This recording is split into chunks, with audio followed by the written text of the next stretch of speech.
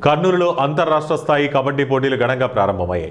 అంతర్జాతీయ కబడ్డీ క్రీడాకారుడు విశ్వనాథ్ పోటీలను ప్రారంభించారు. కర్నూలులోని జోహరాపురం గ్రామానికి కబడ్డీకి ఎంతో ప్రత్యేకత ఉంది. గ్రామానికి చెందిన ఎంతో మంది కబడ్డీ ఆడి జాతీయ, అంతర్జాతీయ స్థాయిలో రాణించి ప్రభుత్వ ఉద్యోగాలు సాధించారని విశ్వనాథ్ తెలిపారు.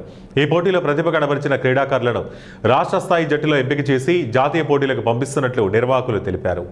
అందరికీ నమస్కారం అండి. ఈరోజు ఈ 69వ అంతర్జిల్లా స్కూల్ గేమ్స్ అండర్ 17 బాలబాలికల టోర్నమెంటు 21వ తేదీ నుంచి స్టార్ట్ కావడం జరిగింది. ఈ జోహరాపురం గ్రామం అంటేనే కబడ్డీకి మారుపేరు. కబడ్డీ అంటే జోహరాపురం, జోహరాపురం అంటే కబడ్డీ. ఈ యొక్క దీంట్లో 1977 నుంచి స్టార్ట్ అయినటువంటి ఇది.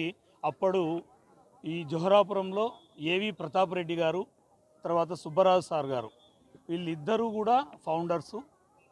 ఈ జిల్లాలో, ఈ జోహరాపురం జిల్లాలో కబడ్డీని ప్రోత్సహిస్తూ దాదాపుగా 3 తరాలు ఇక్కడ కబడ్డీని నిరంతరం కూడా సాధన చేస్తూ ఉన్నాము.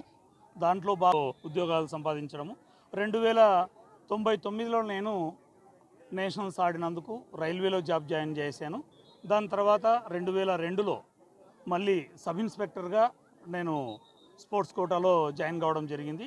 2004లో మరియు 2006లో నేను అంతర్జాతీయ స్థాయిలో మన జోహరాపురం గ్రామం నుంచి, కర్నూలు జిల్లా నుంచి ఆడడం జరిగింది. అందులో 2 సార్లు కూడా గోల్డ్ మెడల్ సాధించడం జరిగింది. అదేవిధంగా అప్పుడు నేను ఇండియన్ టీంకు రిప్రజెంట్ చేయడానికి ముఖ్య కారకులు మాకు ప్రెసిడెంట్ కేఈ ప్రభాకర్ గారు. ఇప్పటికీ కూడా అతని యొక్క ప్రోత్సాహము, ప్రోద్బలము ఇప్పటికీ కూడా మాకు ఉంది.